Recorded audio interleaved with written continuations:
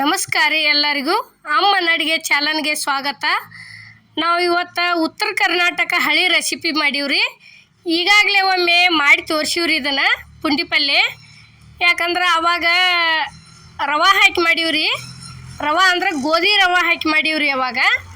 ಈಗ ಜೋಳ ಮನ್ಯಾಗನ ಮಿಕ್ಸರ್ಗೆ ಹಾಕಿ ರವೆ ಮಾಡಿ ಅದನ್ನು ಜೋಳದ ರವದ್ಲೇ ಮಾಡೀವ್ರಿ. ಭಾರಿ ಬೆಸ್ಟ್ ಆಕತ್ರಿ. ಇದಂತರೂ ಒಂದು 3 ಅಥವಾ 4 ದಿನ ಹಳಸಂಗಿಲ್ರಿ. ಇದು ನೋಡ್ರಿ ಇಲ್ಲೇ 2 ಸೂಡ ಪುಂಡಿ ಪಲ್ಯ ತಂದಿದ್ದೀವ್ರಿ. ನಾವು ಪುಂಡಿ ಪಲ್ಯ ಸೋಸಾಕತ್ತೀವಿ ನೋಡ್ರಿ. ಈ ರೀತಿ ಕಡ್ಡಿ ಬಿಟ್ಬಿಟ್ಟು ಸೋಸಿ ಕ್ಲೀನಾಗಿ ತೊಳ್ಕೊಬೇಕ್ರಿ ಅದನ್ನು ಫಸ್ಟ್. ನೋಡ್ರಿ ಇಲ್ಲೇ ತೋರ್ಸಾಕತ್ತೀವಿ ನೋಡ್ರಿ. ಈ ರೀತಿ ಕೈಯಾಡಿಸಿ ತೊಳಿಬೇಕ್ರಿ. ತೊಳಿದಾದಿಂದ ಇಲ್ಲಿ ನೋಡ್ರಿ ಕುಕ್ಕರ್ಗೆ ನೀರು ಹಾಕಾಕತ್ತೀವ್ರಿ.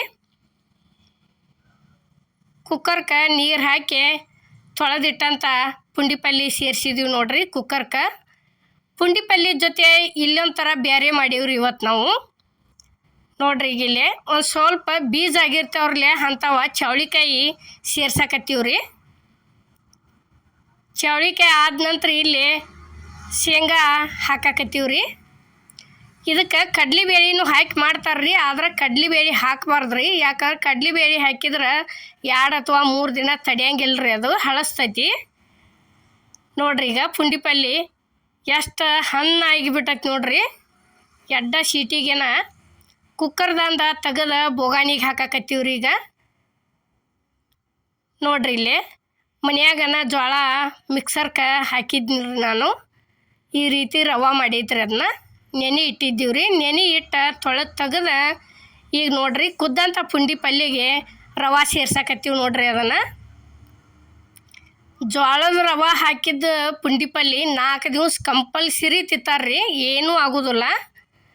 ನಾ ಫಸ್ಟಿಗೆ ಏನು ಮಾಡೇನಿ ಅಂದ್ರೆ ಇದನ್ನು ಗೋಧಿ ರವೆ ಹಾಕಿ ಮಾಡೇನ್ರಿ. ಗೋಧಿ ರವಾನು ಹಾಕ್ತಾರು, ಅಕ್ಕಿ ರವಾನು ಹಾಕ್ತಾರ್ರಿ. ಈ ಸಲ ಜೋಳದ ನುಚ್ಚು ಹಾಕಿ ಮಾಡಿದ್ದೀವಿ ರೀ.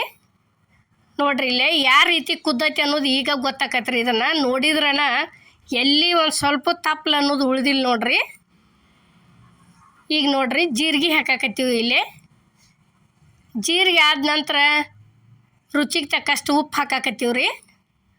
ಉಪ್ಪು ಆದ ನಂತರ ಇಲ್ಲಿ ಅರ್ಶಿಣ ಪುಡಿ ಹಾಕಾಕತ್ತೀವಿ ರೀ. ಅರ್ಶಿಣ ಪುಡಿ ಹಾಕಬೇಕ್ರಿ ಇದಕ್ಕೆ ಕಂಪಲ್ಸರಿ. ಅಂದ್ರನ ಪುಂಡಿ ಪಲ್ಯ ತಿನ್ನಾಕ ಪ್ರೀತಿ ಬರ್ತೈತಿ. ಇಲ್ಲಿ ನೋಡ್ರಿ ಈಗ ಬೆಳ್ಳುಳ್ಳಿ ಜಜ್ಜಿಟ್ಟಂಥ ಬೆಳ್ಳುಳ್ಳಿ ಸೇರಿಸಿದ್ದೀವಿ. ಇದು ಹಸಿ ಮೆಣಸಿನ್ಕಾಯಿ ಜಜ್ಜಿಟ್ಟಿದ್ದೀವಿ ರೀ. ಹಸಿ ಮೆಣಸಿನ್ಕಾಯಿ ಸೇರಿಸಿದ್ದೀವಿ. ಹಸಿ ಮೆಣಸಿನ್ಕಾಯಿ ಆದ ನಂತರ ಪೈಲ ಪುಂಡಿ ಪಲ್ಯ ಮಾಡಿದಾಗ ಸಕ್ಕರೆ ಹಾಕಿ ತೋರಿಸಿದ್ದೀವಿ ರೀ ನಾವು. ಯಾಕಂದ್ರೆ ಕಂಪಲ್ಸರಿ ಪುಂಡಿ ಪಲ್ಯಗೆ ಬೆಲ್ಲನ ಹಾಕ್ಬೇಕ್ರಿ. ನಾವು ಅವತ್ತು ಸಕ್ಕರೆ ಇಟ್ಕೊಂಡಿದ್ದೀವಿ ರೀ, ಮರದ ಸಕ್ಕರೆ ಹಾಕಿದ್ದೀವಿ.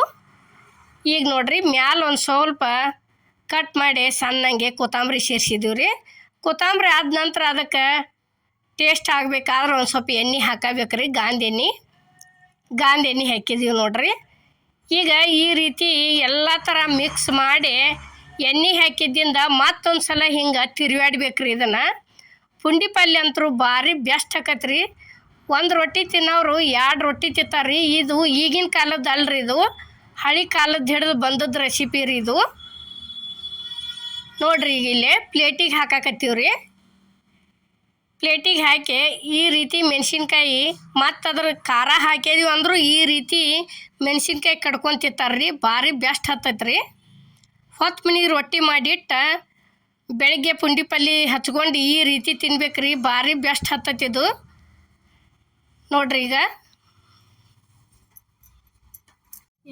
ಈಗ ಇಲ್ಲೇ ರೊಟ್ಟಿಯಾಗ ಹಚ್ಚಿ ತೋರ್ಸಾಕತ್ತೀವಿ ನೋಡ್ರಿ. ನಾವು ರಾತ್ರಿ ರೊಟ್ಟಿ ಮಾಡಿಟ್ಟಿವಿ ರೀ. ಈಗ ಬೆಳಗ್ಗೆ ಪುಂಡಿ ಪಲ್ಯ ಮಾಡಿ ಹಚ್ಕೊಂಡು ತಿನ್ಬೇಕಂತೇಳಿ ಹಾಕಿಟ್ಟಿವಿ ರೀ. ನೋಡ್ರಿ ಈಗ ನಾವು ಮಾಡುವಂಥ ವಿಡಿಯೋ ನಿಮ್ಗೆ ಇಷ್ಟ ಆಗೈತೆ ಅನ್ಕೋತೇನೆ ರೀ. ಇಷ್ಟ ಆಗಿದ್ರೆ ಲೈಕ್ ಮಾಡಿ, ಶೇರ್ ಮಾಡಿ, ಕಮೆಂಟ್ ಮಾಡಿ, ಸಬ್ಸ್ಕ್ರೈಬ್ ಮಾಡಿ. ಇದೇ ರೀತಿ ಅಮ್ಮನ ಅಡುಗೆ ಚಾನಲ್ಗೆ ಸಪೋರ್ಟ್ ಮಾಡಿ. ಎಲ್ಲರಿಗೂ ನಮಸ್ಕಾರ.